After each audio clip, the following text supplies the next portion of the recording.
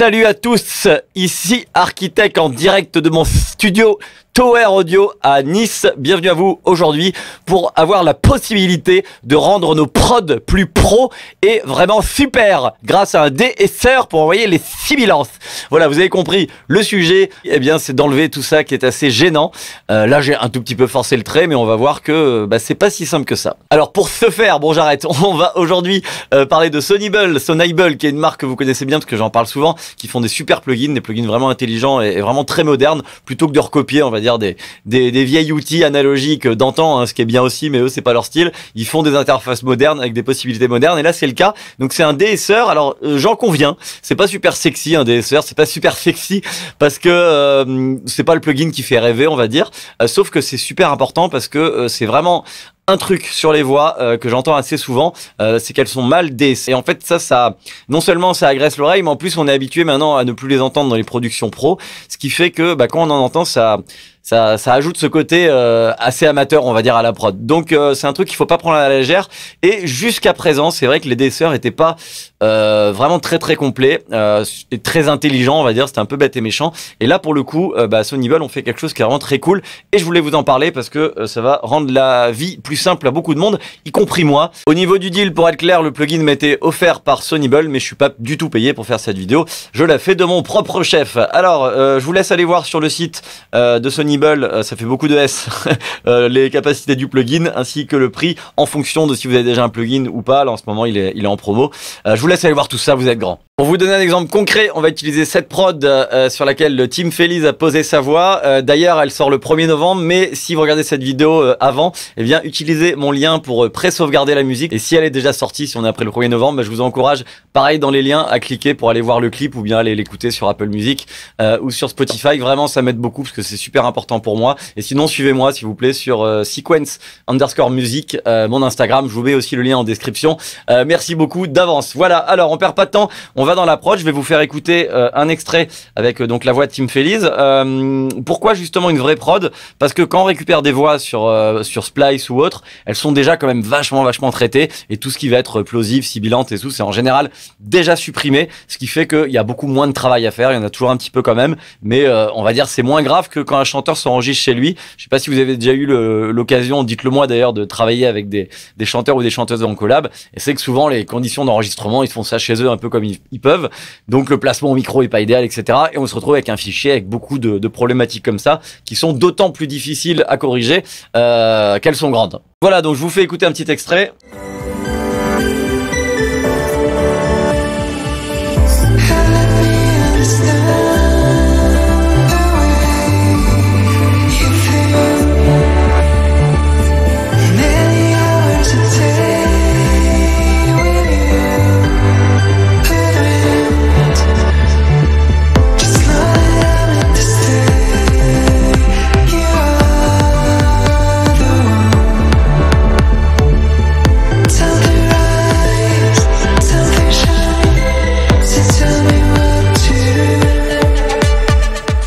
Voilà, je vous ai mis un petit extrait du clip en avant-première que vous pouvez aller voir sur ma chaîne secondaire Sequence. Alors là, c'était la prod entière. Maintenant, on va isoler le vocal qui est ici. Alors on va boucler sur cet extrait parce que c'est celui-là qui est un peu plus problématique. Just know that I'm meant to stay. You are the one. Voilà, je vais enlever la reverb parce que la reverb elle lisse un petit peu tout ça. Attention, gros changement, je la vire. Just know that I'm meant to stay. You are the one. Time to rise, time to shine.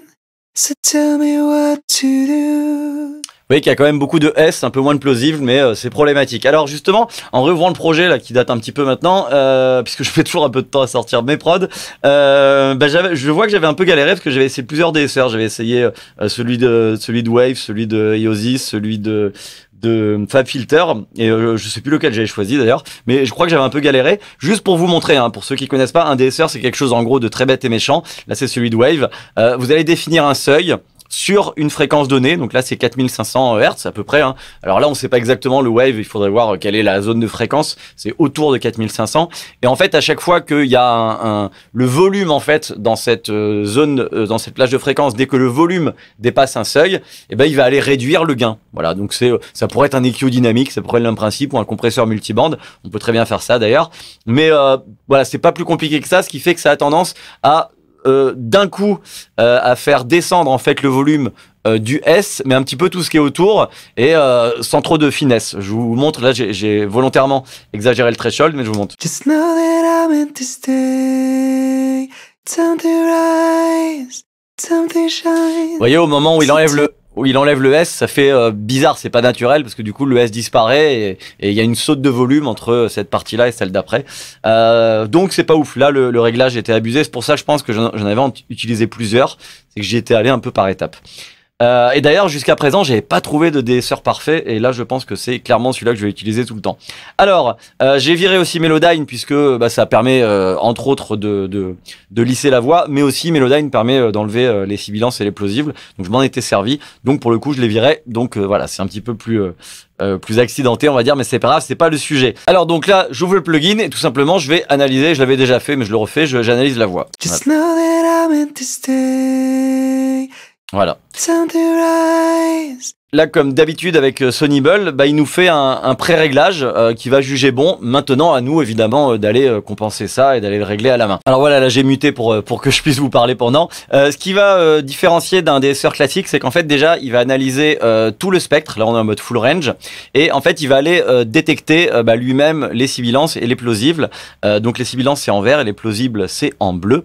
Et il va pas se limiter, par exemple, comme le wave, à 4500 Hz. Parce que c'est vrai qu'en fonction du chanteur, de la chanteuse, ça peut aller se déplacer un peu avant, un peu après, quoi. Il peut même y en avoir beaucoup plus bas. Et alors là où il est smart, donc il parle d'intelligence artificielle, le mot à la mode, moi j'ai plutôt envie de dire d'algorithme, donc il y a un algorithme interne qui va détecter les différentes sibilances, et en fait il va traiter différemment les S, les Z, les CHE, les CE, les T, les P. Alors évidemment c'est plus adapté des fois à l'anglais, hein, mais on va voir qu'en fait qu'il détecte exactement le début d'une sibilance et la fin, et c'est exactement à cet endroit-là qu'il va agir. Et c'est là où il n'y a pas de notion de seuil, on n'a pas de seuil ici, c'est juste que quand il y en a une, il la détecte et on va décider de combien on veut la diminuer en volume, mais il va aller diminuer uniquement la partie, comme on le voit ici, la partie concernée. Et là on voit bien dans le spectrogramme en fait qu'il les détecte toutes et qu'il va plus ou moins les baisser en fonction. Ça c'est intéressant parce que par exemple celle-là qui est petite, si on avait un système de seuil, elle serait pas entrée dans le seuil, donc il n'aurait pas du tout diminué. En gros, un DSR classique, il agit ou il agit pas. Tandis que là, il va agir tout le temps, mais plus ou moins en fonction de la force justement du problème. Et tout ça pourquoi ? Pour donner plus de naturel, puisque grâce à leur algorithme, le traitement n'est pas le même en fonction justement de la nature de la syllabe. Le traitement va être beaucoup plus naturel, puisqu'on va pas entendre justement que quelque chose a été appliqué. Bon, je vais vous faire écouter, ce sera plus parlant. Time to shine. So tell me what to do. Just know that I meant to stay. Voilà, alors ici, j'ai isolé les sibilances. Alors je peux aller plus ou moins, vous voyez, réduire en fait le volume. Voilà, j'ai fait une boucle très courte, là comme ça on voit bien. Donc là, vous voyez qu'on est suppression, donc c'est vraiment le volume de la suppression.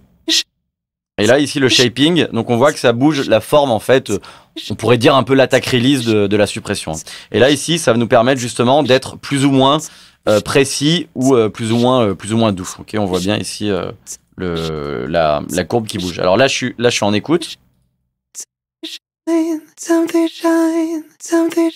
Voilà, là j'ai abusé, là c'est plus très naturel. Alors on a deux choses, donc on a ici la suppression, là le shaping, ça, et ici on a en fait le gain réduction, c'est-à-dire que là j'étais en max de gain réduction, j'enlève 24 dB au maximum, quand ici je suis à 100%. Donc évidemment là c'est trop. Time to shine, time to shine, time to shine, time to shine, time to shine. Voilà, là c'est quand même plus acceptable. Time to shine, so tell me what to do. Time to shine, so tell me what to do. Time to shine, so tell me what to do. Time to shine, So tell me what to do. Something shine. Et là, on voit bien qu'au niveau des options de couleurs, si on met Sharp, ici Balanced ou Soft, on voit bien qu'au niveau du spectre, c'est pas exactement, vous voyez, les mêmes quantités de données qui sont interceptées, on va dire, qui sont supprimées. Donc, c'est vraiment quelque chose d'adapté, d'intelligent. Là, il faut choisir, hein, il n'y a pas forcément de règles, il faut écouter.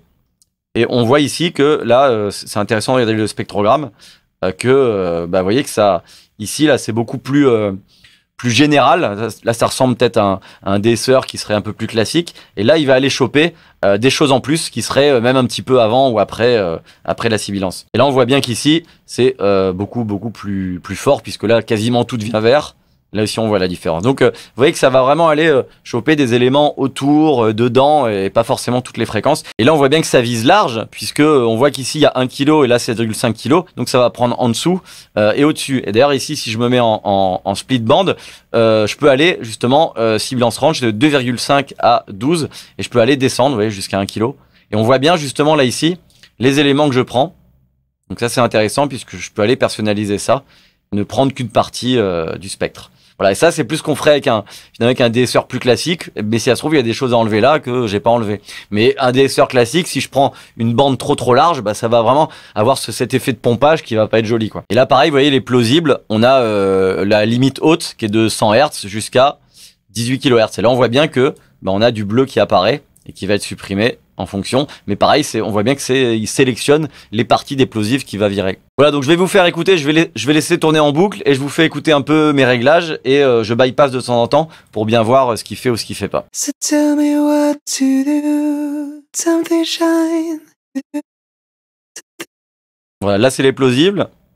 Alors c'est pas que ça, vous voyez, il y a des choses qui récupèrent que je pourrais éventuellement virer ou sélectionner ici une limite. So tell me what to do. Voilà, et là ici, on voit le speed, en fait c'est comme si ça rallongeait finalement le release de la suppression. On voit bien la courbe comme ça qui remonte, donc je peux choisir d'être très rapide ou pas. So tell me what to do. Something shine, something shine.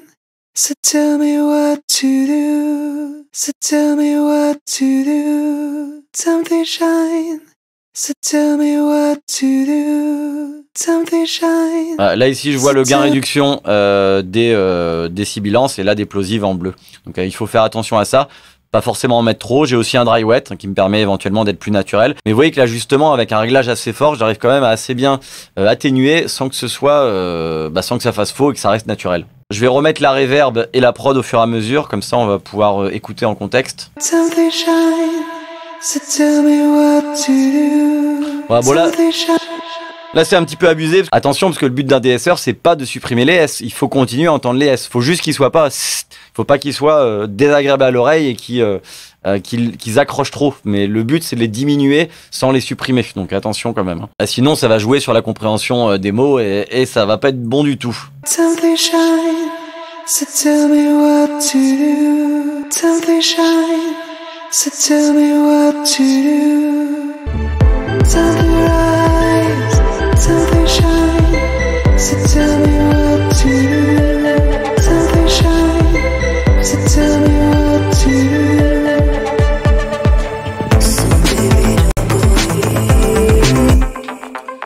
Voilà pour le réglage à peu près, vous voyez que ça reste très naturel. Alors attention parce que j'ai énormément de latence dans cette prod et quand je fais bypass il se passe à peu près 2 secondes avant que ça marche, donc attention à ça, mais la prod est comme elle est et je pouvais pas enlever des plugins. Voilà, puis la prod est pas mixée puisque là je la mixe dans Studio One, là je suis encore dans live et là la voix est pas encore bien rentrée, enfin tout ce qui était mix je l'ai fait dans Studio One. Donc si vous voulez écouter la version définitive, allez sur le lien pour écouter cette prod qui va ou qui est sortie. Voilà pour ce Smart DS de Sonybul qui est vraiment convaincant. Moi, c'est sûr, ça va devenir mon DSR favori.